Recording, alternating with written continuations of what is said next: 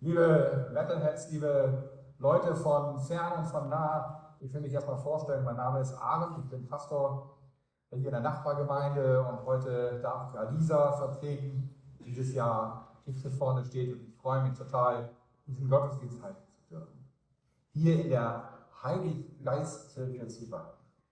Darauf habe ich mich schon ganz lange vorbereitet und auch gefreut und habe überlegt, wie willst du das dann wirklich machen? Ich bin nicht wirklich ein Metalhead, das kann man zwar nicht sagen, ich bin erstmal nur Pastor und habe ganz viel Spaß hier jedes Jahr wieder, aber ich dachte, ich brauche das nicht. Dann habe ich mir gedacht, da suche ich mir einen, der quasi Fachmann in Festivals ist. Der Samuel, ich habe dich irgendwann mal auf dich aufmerksam gemacht, du warst hier früher schon mal als Seelsorger in Wacken und bist aus der Schweiz jetzt zu uns hier ganz hoch in den Norden gekommen, 1000 Kilometer, um mit uns Gottesdienst zu feiern. Du selbst bezeichnest dich als Metallpfarrer und Metalpfarrer und du bist Leiter einer Metal Church. Das kennen wir hier oben nicht. Erzähl mal was. Ja, lieber Abend, gegen Ende des Theologiestudiums vor über 18 Jahren, ja, da wurde für mich klar, dass Metal für mich nicht nur ein Hobby ist, sondern dass die Menschen, die den Metal lieben und den Metal leben, dass das meine Menschen sind. Und dass die Szene der Ort ist, wo Gott mich ganz spezifisch hinruft. Natürlich wusste ich, dass die Metal-Szene nicht auf einen Pfarrer gewartet hatte. Ihr kennt ja alle die kontroverse und komplizierte Geschichte des Christentums mit dem Metal und umgekehrt. Und ich wusste auch, dass meine Landeskirche nicht auf einen wie mich gewartet hatte. Denn mit dem konsequenten Fokus auf Menschen einer Subkultur, da stellt sie sich gegen ein über Jahrhunderte gewachsenes Kirchensystem, nämlich das staatsnahe Ortskirchgemeindesystem, das streng territorial auf den Ort fokussiert ist. Und ja, das stellt sich gegen die Amtskirche, die vom Steuerregister lebt und nicht von selbstgewählter Zugehörigkeit und vom freiwilligen Engagement. Da standen also vor 18 Jahren zwei große Riesen im Raum. Darum brauchte schließlich auch eine unitare Berufung von außen, inklusive einem prophetischen Bild. Mir wurde zugesprochen, ich soll Hirte der schwarzen Schafe werden. Ich wusste auch nicht noch genau, was das denn genau heißen soll und was ist dieser Metal-Pfarrer, was dann für mich impliziert war, was es genau sein soll. Aber ich begann mit anderen zusammen, nicht nur als Solo-Künstler, überhaupt nicht, sondern von Anfang an mit anderen zusammen, mit anderen Metalheads zusammen, nach Wegen zu suchen, wie der Glaube an Jesus Christus in dieser Subkultur eine passende Gestalt annehmen könnte. Aber damit ich dafür Raum hatte, nahm ich bewusst noch eine halbe Pfarrstelle, Ortspfarrstelle an und investierte den anderen Teil meiner Arbeitskraft freiwillig in den Aufbau in der Szene. Eben ja gesagt, es hat niemand darauf gewartet, weder die Szene noch die Kirche. Aber ich wusste, es gibt dieses verheißene heilige Land, dieses Holy Land, diesen Bezirk im Reich Gottes, wo der Heavy Metal Jesus regiert. Und diesen himmlischen Metal-Bezirk, den wollte ich mit anderen zusammen entdecken.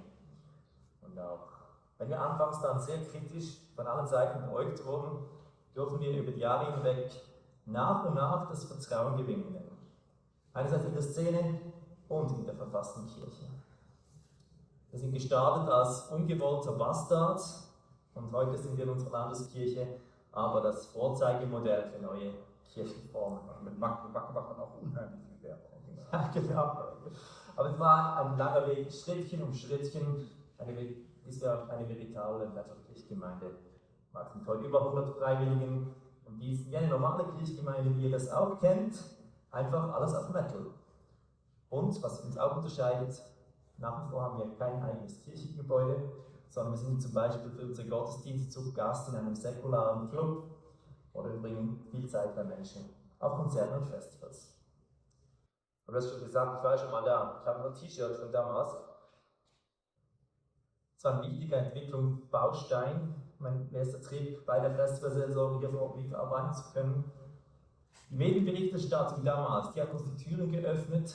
Etwas Ähnliches in der Schweiz am größten Strohgitarrenfestival der Schweiz machen. Es wurde berichtet in der Ja, die Pressestelle der Landeskirche hier hat einen Pressebericht gemacht und das hat dann in der Schweiz die größte Tageszeitung online hat das aufgepackt. Irgendwie ist da dann gegangen, die sind dann bei den Festivals rumgegangen, einfach, was haltet ihr von dieser Idee Festivalseelsorge?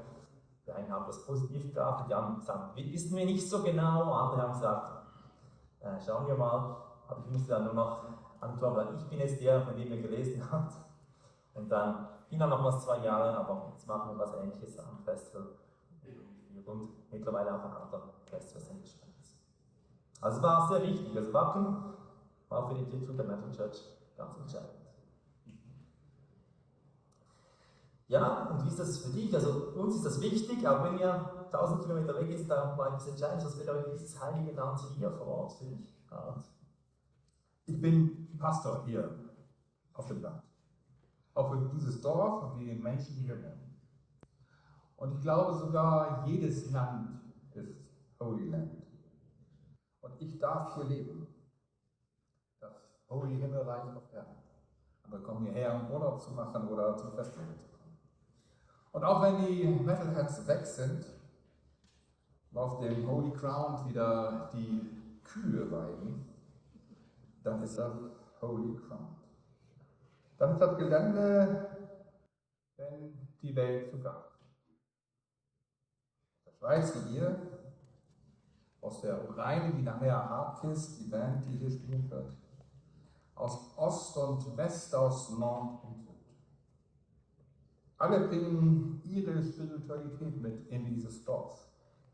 Zu einem Schmelztiegel von spirituellen Erlebnissen und Chancen. Musik und beste Laune. Ich bin immer noch ganz entsetzt darüber, wie schnell aus dem Holy Land schnell Wasteland werden kann, wie vor 2 Jahren beim Supernova Festival in Israel. Und was dann passierte in Israel und in Palästina.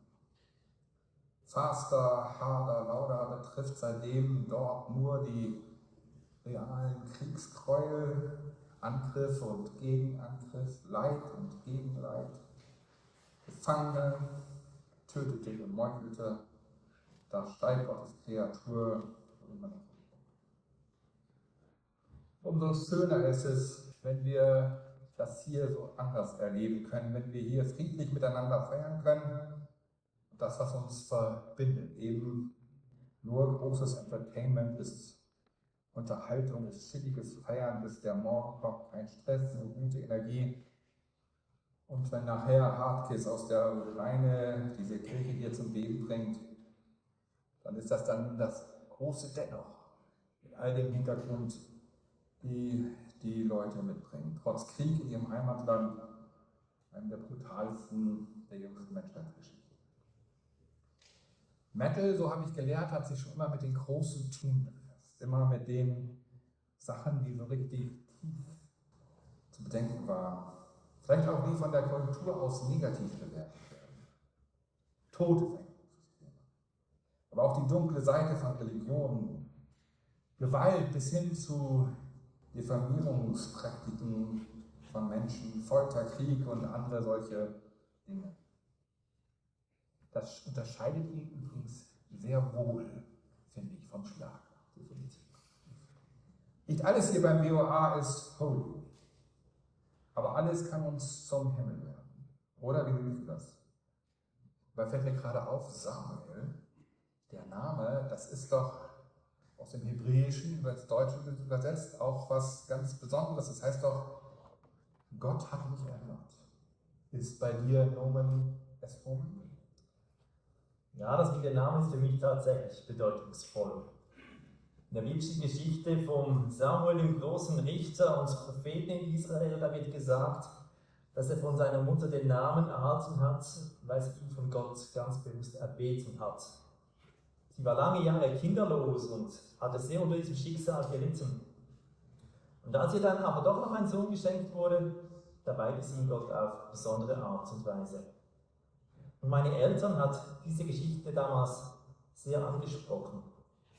Meine Mutter war noch richtig jung, als sie mit meinem Vater zusammenkam. Und bis dann an Heirat und Kinder zu denken war, da dauerte es Jahre. Und als sie dann mit mir schwanger war, war für sie klar, dieses Kind ist sowas von Gott erbeten, eine Gebetserhörung. Er muss Samuel heißen. Aber mit dem Gebet ist so eine Sache, man muss aufpassen, was man bei Gott erbetet. Denn was aus mir wurde, damit hatte meine Mutter bei dem Gebet wahrlich nicht gerechnet. Denn im Umfeld, wo ich aufgewachsen bin, da spielte der Metal wirklich schlicht keine Rolle. Das war brav, anständiges, bürgerliches Milieu. Und für meine Mutter liegt Metal bis heute außerhalb ihrer Erfahrungs- und Gefühlswelt. Und so gibt es trotzdem Stolz auf mich immer wieder auch Momente, wo sie einfach den Kopf schüttelt, was denn jetzt aus ihrem Sohn geworden ist. Aber eben, wenn Gott auch Gebete erhört und konkret führt, ist dann mit Gott zu gehen kein Sonntagsspaziergang, sondern ein leidenschaftlicher Weg. Ein Abenteuer, das auch Leiden schafft. Es ist ein Weg im Rain, Vorschein, da gibt es Donnerwetter. Es ist eben dann auch faster, harder, lauter, eben einfach das volle, das pralle Leben in allen Höhen und Tiefen. Aber die Verheißung ist, Gott ist mitten drin, dabei mit uns, so wie wir es in der Lesung von dir schon gehört haben. Und das erlebe ich auch so. Gott in der Bibel hat sich uns offenbart als dreieiner Gott. Vater, der Schöpfer, aus dessen überfließender Liebe die Welt entsprang, transzendent, ein Gegenüber für die Welt, Gott über uns, aber genauso ist Gott mit uns. Jesus Christus, der Sohn, der sich nicht zu schade ist, die Hände dreckig zu machen, oder auch die Füße, der uns vorangeht und an unserer Seite geht, der Liebe unschuldig den Weg des Leidens auf sich genommen hat, der auch in unserem Leid dabei ist, der für uns einen Weg der Vergebung und der Versöhnung über den Tod hinaus aufgetan hat. Und dann Gott in uns, Gott der Heilige Geist, Gott, der uns führt, tröstet, begabt, ermächtigt und verwandelt. Und ja, mit Gott über uns, mit uns, in uns, dann kann uns wirklich jeder Ort und alles zum Himmel werden, egal was auch die Umstände sind. Ich denke für euch, Metalheads hier im Raum, ja, da ist es dieser Holy Ground, so ein spezieller Moment, aber auch in den herausforderndsten Übungen des Alltags kann es Himmel werden, wenn wir uns für diesen Gott öffnen, nach ihm suchen, weil er wartet nämlich schon überall auf uns, nicht nur hier in Wacken, sondern egal wo ihr auch herkommt. Mir kommt dazu eine Begebenheit bei Jesus in den Sinn, als er auf dem Weg bei Sichar einer Frau begegnet ist und sie über heilige Orte, eben über Holy Lands, diskutiert haben. Ist jetzt der Tempel in Jerusalem der Ort, wo man Gott besonders nahe ist und wo man Gottesdienst feiern muss, wie die Juden sagen? Oder ist dieser heilige Ort der Berg Gerizim, wie die Samaritaner sagen, die sich ebenfalls auf die israelitische Tradition berufen?